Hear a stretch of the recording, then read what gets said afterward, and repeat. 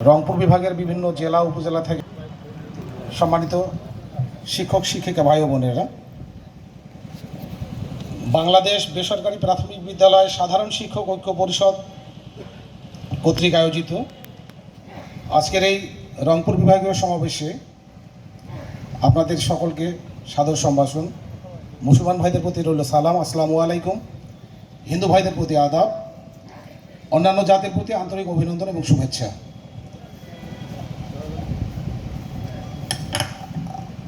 আজকে আমি মনে করি আমরা একটা সৌভাগ্য নিয়ে এখানে আজকে উপস্থিত হয়েছি, কারণ আজকে আমাদের প্রিয় নবী হজরত মুহাম্মদ সাল্লাল্লাহু আলাইহি সাল্লামের শুভ জন্মদিন। আমরা এমন একটি ঐতিহাসিক দিনে এখানে দাঁড়িয়ে কথা বলছি, যে মানুষটি বিশ্বে পদার্পণ করেছিলেন, আল্লাহ যাকে সৃষ্টি করেছিলেন বিশ্বে শান্তি প্রতিষ্ঠা করার জন্য। মানবকুলের মুসলমান ধর্মের ইসলামের শ্রেষ্ঠ নবী বিশ্বনবী হজরত মুহাম্মদ সাল্লাল্লাহু আলাইহি সাল্লামের প্রতি আমরা দরুদ পাঠ করি, সাল্লাল্লাহু আলাইহি ওয়াসাল্লাম। আমি শিক্ষক ভাই বোনদের দৃষ্টি আকর্ষণ করছি, আপনারা 5 মিনিট সময় আমাকে একটু দেবেন, 5টা মিনিট। আপনারা ওই দিক থেকে আমরা একটা লাইনে একটু শান্তি মানে সুশৃঙ্খলভাবে এই জায়গাটা একটু আসেন প্লিজ। আপনাদের পায়ে হাত ধরে অনুরোধ করছি, আপনাদের পায়ে হাত দিচ্ছি আমি, প্লিজ আমাদের একটু স্টেজটাকে সুন্দর দেখানোর একটা ব্যবস্থা করেন। একবারে এই লাইনটা পরিপূর্ণ হোক না, এই লাইনটা পরিপূর্ণ হোক, বিচ্ছিন্ন কেন থাকবো? এই লাইনটা এইভাবে থাকুক, ওই এলোমেলো না থাকি আমরা। আপনারা যারা বিভিন্নভাবে বিচ্ছিন্নভাবে দাঁড়িয়ে আছেন, আমরা শিক্ষক, আমরা জাতি গর্ব, আমরা যদি শৃঙ্খলাবোধ না বুঝি এটা আমাদের জন্য অত্যন্ত দুঃখজনক। প্লিজ আপনারা সবাই একটু এক সারিতে আমরা বসি, 5 মিনিট সময় দেন, 5 মিনিট পরে আমরা সবাই চলে যাব।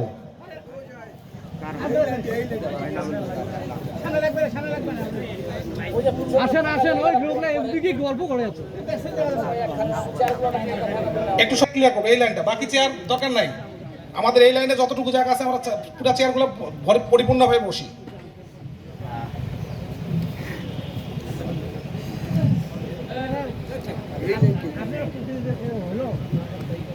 সম্মানিত উপস্থিতি, এখানে আমরা সকলেই কষ্ট করছি, গরম, প্রচন্ড রোদ, তবে এরপরেও আল্লাহর রহমত কিন্তু আছে, আল্লাহর রহমত নাজিল আছে।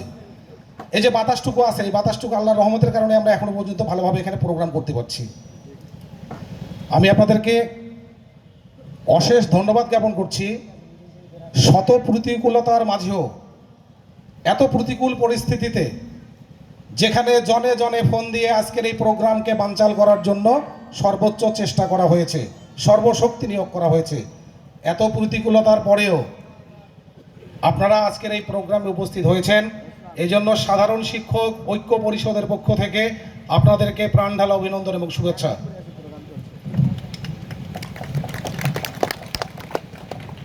সম্মানিত উপস্থিতি, শিক্ষকতা শুধু একটি পেশা নয়, এটি মহান ব্রত, একটি সাধনা। আমরা স্বপ্ন দেখি, আমরা স্বপ্ন দেখাই, আমরা শিক্ষক শিক্ষার্থীদেরকে শিক্ষা দেই, শিক্ষার্থীদেরকে সন্তানের মতো করে মানুষ করি, প্রয়োজনে শিক্ষক শিক্ষার্থীর জন্য জীবন বিসর্জন দেয়। সর্বশেষ ঢাকা মাইলস্টোন স্কুল অ্যান্ড কলেজে 3 জন শিক্ষক তাদের নিজের জীবনের বিনিময়ে শিক্ষার্থীর জীবন রক্ষা করেছেন। এজন্য আমি তাদের আত্মার প্রতি মাগফিরাত কামনা করছি, বিনম্র শ্রদ্ধা জ্ঞাপন করছি। শিক্ষক কি জিনিস, শিক্ষকতা কি জিনিস, তারা জীবন দিয়ে প্রমাণ করে গেছেন শিক্ষকরা কত মহান। আমাদের নীলফামারীর সন্তান মেহেরিন চৌধুরী, একজন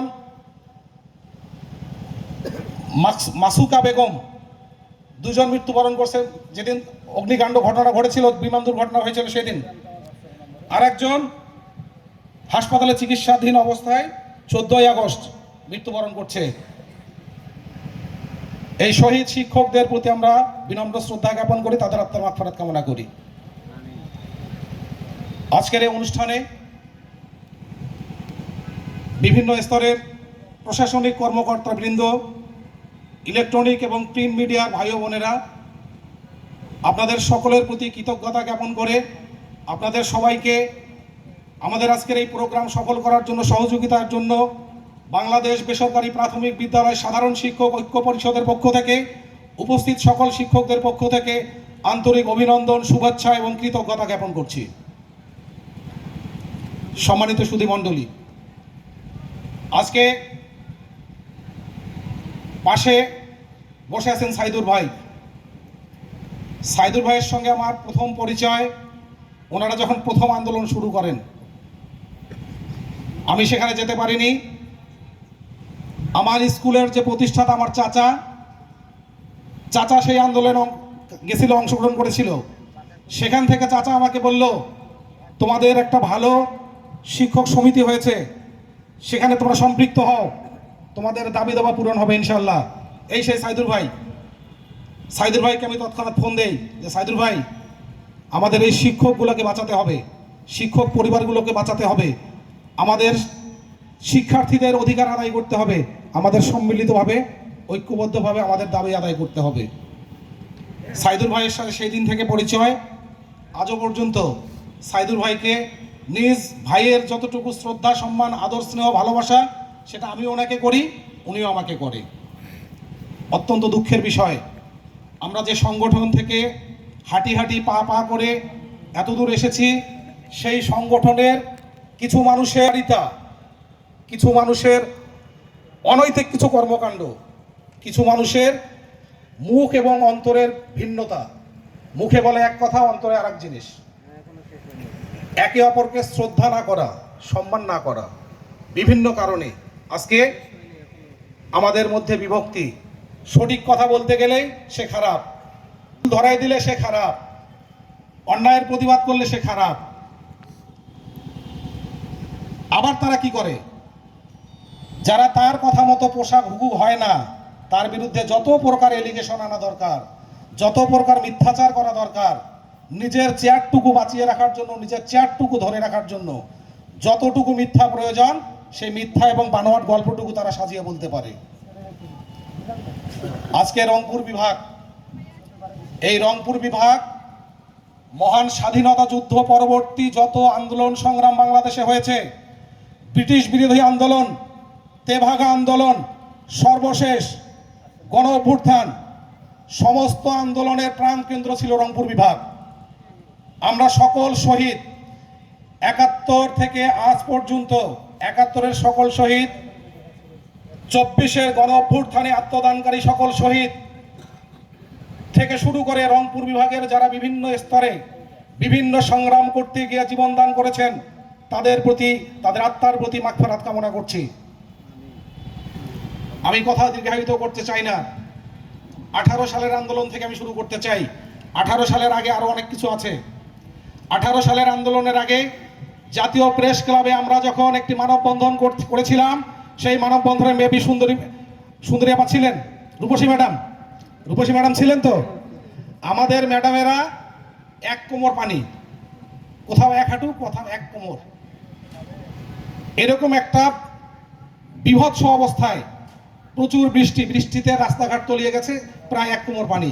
সেই কোমর পানির মধ্যে আমাদের শিক্ষক, আমাদের মহিলা শিক্ষক এবং পুরুষ শিক্ষক দাঁড়িয়ে যখন আমরা মানববন্ধন করি, সেখানে দায়িত্বপ্রাপ্ত প্রশাসনিক কর্মকর্তারা বারবার বলছিল, আপনারা যেটা চাচ্ছেন সেই কাগজটা কোথায়, আপনারা কার কাছে দিবেন, সেই কাগজটা রেডি করেন, কে কে যাবেন আমাদেরকে বলেন। এখানে যারা উপস্থিত আছেন অনেকেই আন্দোলনে ছিলেন।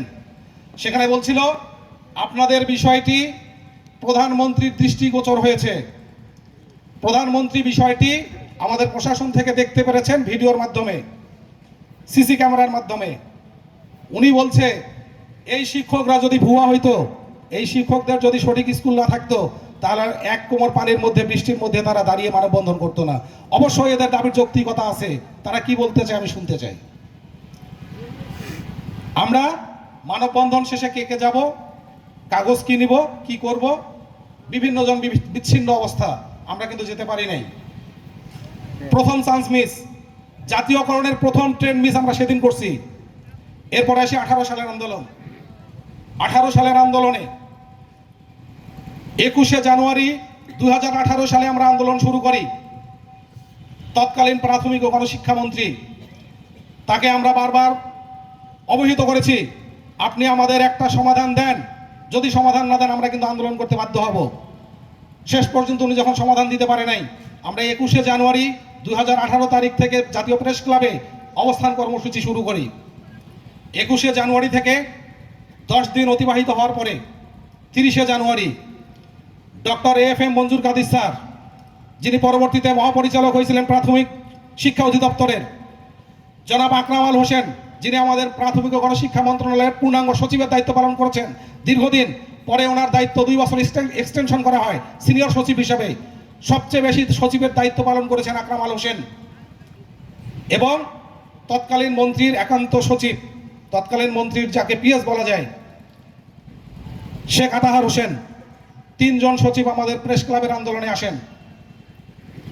আন্দোলনে আসার পরে আমাদের আন্দোলনে তারা আমাদের দাবির সাথে একাত্মতা ঘোষণা করেন।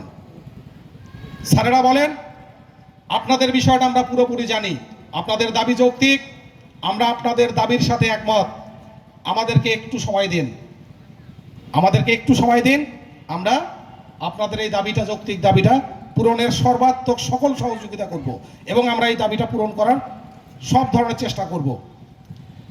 তখন দায়িত্ব পড়ল কি, দায়িত্বপ্রাপ্ত সভাপতি, দায়িত্বপ্রাপ্ত সাধারণ সম্পাদক, দায়িত্বপ্রাপ্ত সাংগঠনিক সম্পাদক। একটি সংগঠনের এই 3টি পদ হলো মূল সংগঠনের ভিত্তি। এই 3 জনের উপর দায়িত্ব পড়ল আমাদের সচিব স্যারদের সাথে লিয়াজো মেনটেন করা, প্রশাসনের সাথে লিয়াজো মেনটেন করা। তারা সেটা করতে ব্যর্থ হয়েছে। সেই ব্যর্থতার দায় কি আমাদের? সেই ব্যর্থতার দায় কি আপনাদের? সেই ব্যর্থতার দায় কি আমি নিব? যারা দায়িত্ব পালনে ব্যর্থ হয়েছে সেই ব্যর্থতা তাদের, সেই দায়িত্ব তাদেরকে নিতে হবে, তাদেরকে ব্যর্থতা স্বীকার করতে হবে। আজও পর্যন্ত স্বীকার করেছে, আজও পর্যন্ত তারা স্বীকার করেছে যে আমাদের ব্যর্থতার কারণে জাতীয়করণ হয়নি। উল্টা তারা লাইভে এসে উল্টা পাল্টা কথা বলে। কি বলে? ওই সময় আমি সেখানে ছিলাম না। আরে ভাই, আপনি সেখানে ছিলেন না, আমরা যারা ছিলাম আমরা আপনাকে পরে অবহিত করেছি। আপনার দায়িত্ব, আপনার চেয়ার আপনাকে সেখানে নিয়ে যাবে, চেয়ার লিয়াজো মেনটেন করাবে, চেয়ার দায়িত্ব পালন করবে। আপনার সভাপতির পদ কিন্তু আমি পালন করতে পারি না, এই দায়িত্ব আপনার। সম্ভাবনা সৃষ্টি হয়েছে, সম্ভাবনাটাকে পূর্ণাঙ্গ রূপদান করার দায়িত্ব সভাপতি, সাধারণ সম্পাদক এবং সাংগঠনিক সম্পাদকের। সেই ব্যর্থতা আজ পর্যন্ত শিক্ষক জাতির সামনে আপনারা স্বীকার করেননি। বিভিন্নভাবে 18 সালের আন্দোলন 7 ফেব্রুয়ারি পর্যন্ত আমাদের চলছে। 7 ফেব্রুয়ারির দিনে দায়িত্বপ্রাপ্ত প্রশাসনিক কর্মকর্তারা, NSI, DGFI এবং আমাদের পুলিশ ভাইয়েরা, ওনারা আমাদেরকে বললেন আগামীকাল 8 ফেব্রুয়ারি বেগম খালেদা জিয়ার, আমাদের সাবেক প্রধানমন্ত্রী বেগম খালেদা জিয়ার মামলার রায় আগামীকালকে হবে। কালকে আইন শৃঙ্খলা পরিস্থিতির অবনতি হতে পারে, যদি কোনো প্রকার ঝামেলা হয় সেই ঝামেলার দায় দায়িত্ব আপনাদের নিতে হবে। যদি কোনো কিছু হয়, যদি কোনো শিক্ষক হতাহত হয় অথবা মৃত্যুবরণ করে, সে দায় কিন্তু আপনাদের উপর এবং সমস্ত মামলা আপনারা খাবেন। এখন আপনারা সিদ্ধান্ত নেন কি করবেন। আপনাদেরকে আমরা এতটুকু বলতে পারি, আমরা প্রশাসনিকভাবে সেখানে মেসেজ দিয়েছি আপনাদের জন্য ভালো কিছু একটা হবে। যারা আন্দোলনে উপস্থিত ছিলেন তারা জানেন, আমি যদি একটা মিথ্যা কথা বলি আপনাদের পায়ের স্যান্ডেল খুলে আমার মুখে মারবেন যদি একটা মিথ্যা কথা বলি। 18 সালের আন্দোলন আমরা 7 ফেব্রুয়ারি শেষ করলাম। আমি তখনকার দায়িত্বপ্রাপ্ত সিনিয়র সহসভাপতি মামুনুর রশিদ খোকন সভাপতি। আমি ওনাকে একটা ড্রাফট করে দিলাম একটা কাগজে, যে এই বক্তব্যটা পেশ করতে হবে যে দেশের সার্বিক আইন শৃঙ্খলা পরিস্থিতির দিক বিবেচনা করে, রাষ্ট্রের প্রতি আনুগত্য প্রকাশ করে, প্রশাসনের প্রতি আস্থা এবং ভরসা রেখে আমরা আমাদের আন্দোলন স্থগিত করছি।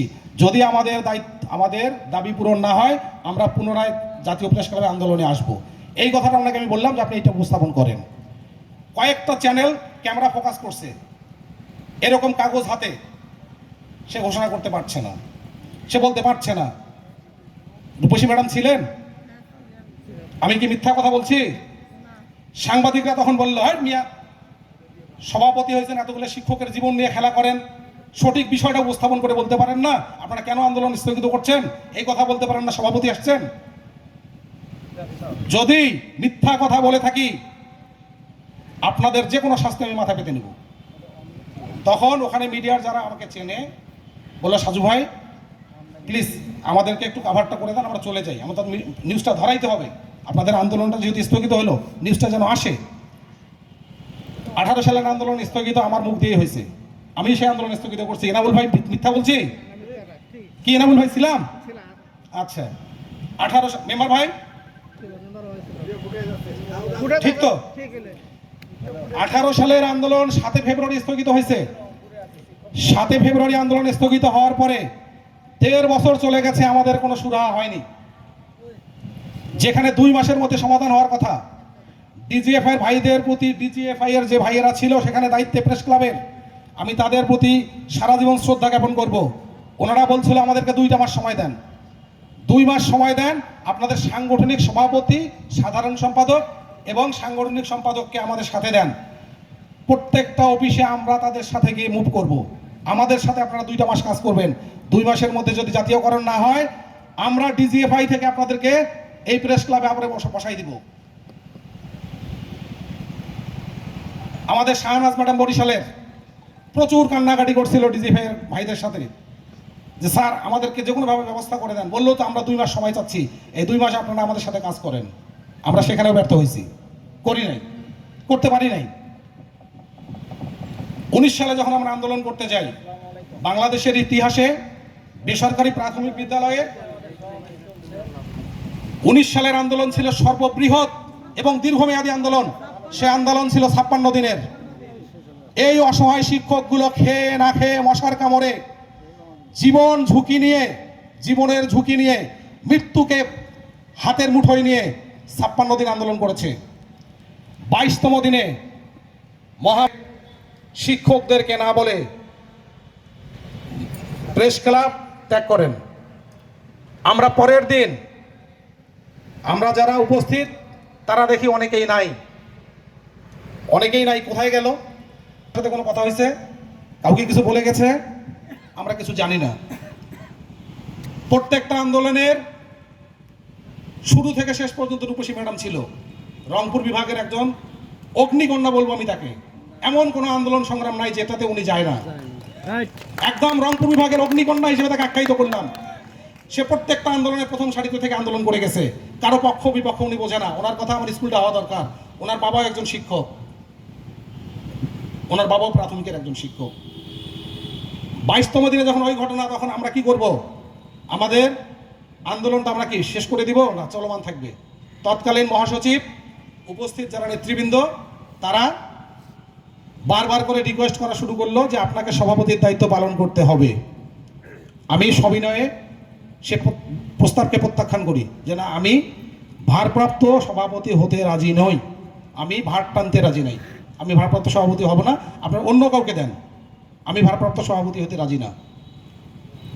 শেষমেশ নওশাদ ভাই, মান্নান ভাই, আরও উপস্থিত যারা ছিল, তারা সবাই মিলে এক প্রকার জোর করে যে ভাই যা হয়েছে, আমাদের এই আন্দোলনটাকে চলমান রাখতে হবে, আমাদের একটা ফলাফল নিতে হবে। পরবর্তীতে আমরা খেয়ে না খেয়ে 56 দিন আন্দোলন শেষ করি।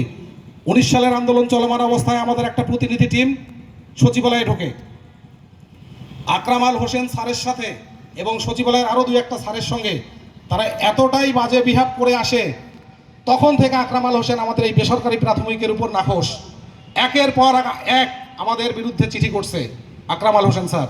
এর কারণ একটাই, ওনাকে আমরা মুখের উপরে অপমান করে আসছি সচিবালয়ে গিয়ে। তখন থেকে সচিব স্যার, আকরাম আল হোসেন স্যার প্রতিটা মুহূর্তে আমাদের কথা হলেই তেলে বেগুনে জ্বলে ওঠে।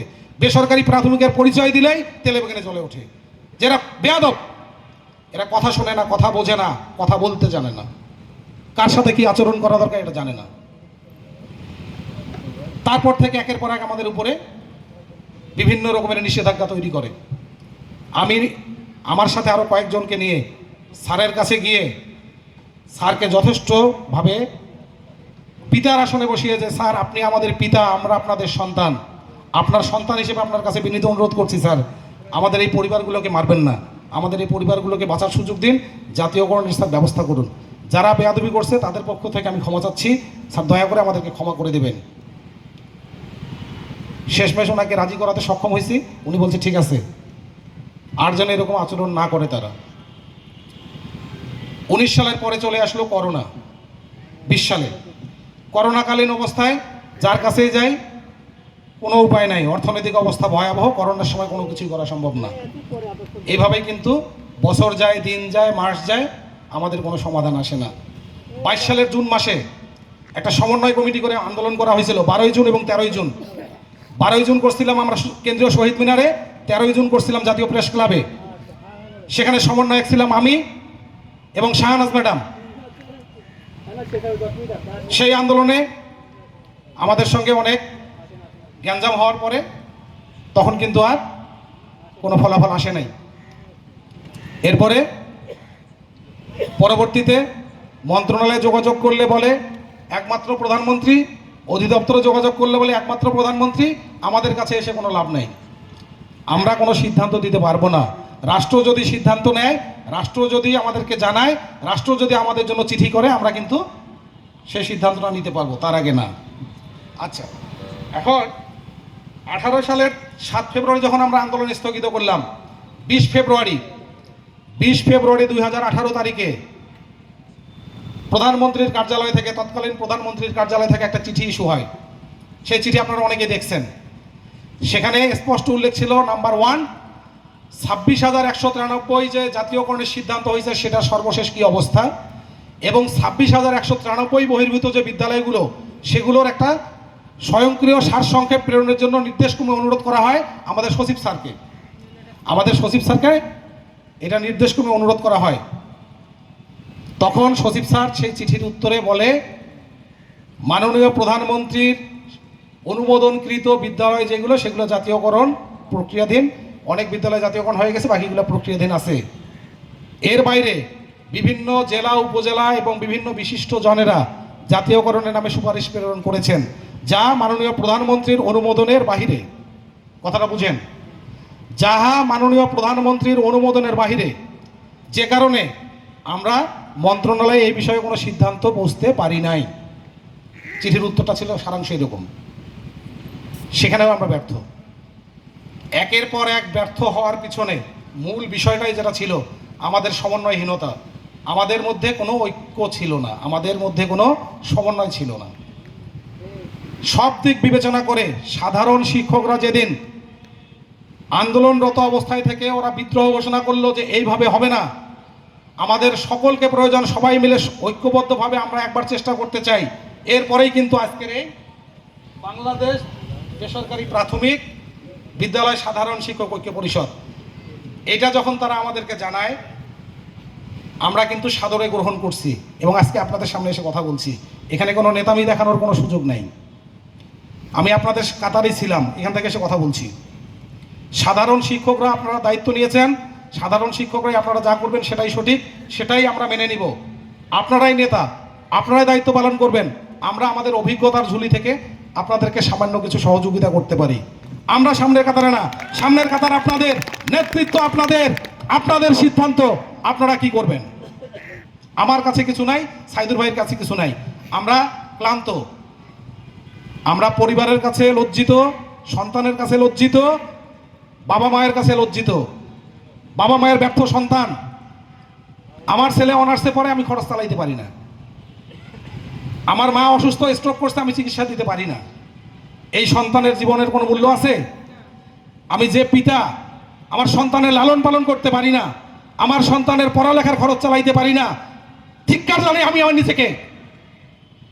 আজকে যদি আমাদের বেতন থাকতো, আজকে যদি আমাদের সম্মানই থাকতো, আমরা কিন্তু এই লাঞ্ছিত হতাম না।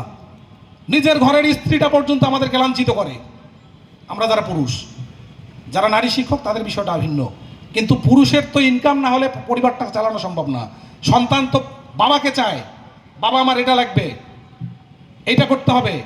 মাকে কিন্তু ওইভাবে বলতে পারে না, কারণ মা তো গৃহিণী, মা বাড়িতে কাজ করে।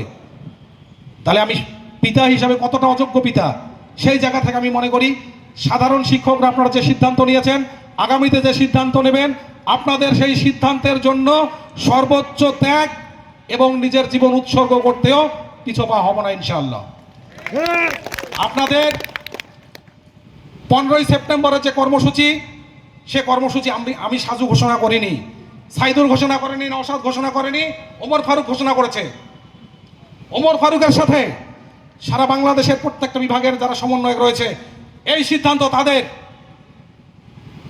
রংপুর বিভাগের পক্ষ থেকে ওমর ফারুক ভাই, 8টা বিভাগে 8 জন দায়িত্বশীল, তার সাথে আরো কিছু সহযোগী। আপনাদের দায়িত্ব, আপনারা কি করবেন? সাইদুর ভাই যে প্রশ্নটা রেখে গেছে, আমারও একই প্রশ্ন। আগামী 15ই সেপ্টেম্বরের যে সমাবেশ রয়েছে জাতীয় প্রেস ক্লাবে, সেইটার ক্ষেত্রে আমি আপনাদের সুস্পষ্ট মতামত জানতে চাই। আগামী 15ই সেপ্টেম্বরের কর্মসূচি শিক্ষক সমাবেশ জাতীয় প্রেস ক্লাবে হবে কি হবে না, সে সিদ্ধান্ত আপনাদের। সিদ্ধান্ত আপনাদের জানাইতে হবে, আপনারা সিদ্ধান্ত জানাবেন। আজকে এত ব্যাপক আয়োজন, এতগুলা চেয়ার ফাঁকা, এটা দেখতেও খারাপ লাগছে। এই যে সকাল থেকে প্রশাসনিক ভাইয়েরা আমাদেরকে সেফটি দিচ্ছেন, তারাও বিরক্ত হয়ে যাচ্ছে। তাহলে তাদের শ্রমটাও বেকার, আমাদের শ্রমটাও বেকার। আজকে এটা একটা যদি মহা মিলন মেলা করতো, অনেক শিক্ষক আসতো, আমাদের এই মেসেজটা কিন্তু মুহূর্তের মধ্যে আগামীকালকে মন্ত্রণালয়ে পৌঁছে যাইতো যে সারা বাংলাদেশের প্রত্যেকটা বিভাগ সংগঠিত হয়ে তাদের দাবি আদায়ের জন্য ঢাকায় ঢুকছে। অতএব তারা যেন ঢাকায় না ঢোকে, ঢাকায় ঢোকার আগেই তাদের একটা সিদ্ধান্ত দেওয়া যায় কিনা এটা বিবেচনা আনতো তারা। কি অভাগা জাতি আমরা বাঙালি, আমরা নিজের ভালো নিজে বুঝি না। কোন পীরের মুরিদ, কোন দেবতা কোন ফুল দিয়ে কাকে যে পূজা দেয় জানি না। এখানে বিষয় হলো সিদ্ধান্ত আপনারা নেবেন, আজকে এখন নেবেন অথবা সামনে আরো 2-4 দিন তো সময় আছে। আর একটা কথা, শেষ কথা বলবো, 7 কর্মদিবসের কথা বলে যারা 19 তারিখের কর্মসূচি করেছে, আমি তাদেরকে শ্রদ্ধা ভরে সম্মান জানাই, তাদের প্রতি কৃতজ্ঞতা জ্ঞাপন করি। 7 কর্মদিবসের মধ্যে আপনারা যদি শিক্ষকদেরকে কিছু দিতে পারতেন, তাহলে কিন্তু এই বিভাগীয় সমাবেশের প্রয়োজন হতো না। অবশ্যই 7 কর্মদিবসের মধ্যে কিছু হয় নাই, কি হয়েছে নাকি? তারপরে কি বললো? আরেক সপ্তাহ। আচ্ছা, আরেক সপ্তাহ আমরা দেখছি, কিন্তু আরেক সপ্তাহ শেষ হবে কবে? কালকে নাহলে পরশু দিন। এবং সর্বশেষ বলছে রবিবার অথবা সোমবারের মধ্যে চিঠি হচ্ছে। যদি চিঠি হয়ে যায়, আমি আমার জায়গা থেকে সর্বপ্রথম তাদেরকে ধন্যবাদ জানাবো, অভিনন্দন জানাবো এবং ফুলের মালা দিয়ে বরণ করব। যদি না হয়, রবিবার এবং সোমবারের মধ্যে যদি সিদ্ধান্ত না আসে, তখন কি হবে? তখন আপনারা কি করবেন? সেই সিদ্ধান্ত আপনাদের, সেই সুচিন্তিত মতামত আপনারা দেবেন। যারা আজকে আসতে পারেন নাই, যারা আজকে আসতে দেয় নাই যাদেরকে, তাদের কাছে আমার জিজ্ঞাসা, কাউকে ব্যর্থ করে কেউ কখনো সফল হতে পারে না। অতএব আসুন আমরা সবাই মিলে সফল হওয়ার চেষ্টা করি। সকলে ভালো থাকবেন। আসসালামু আলাইকুম।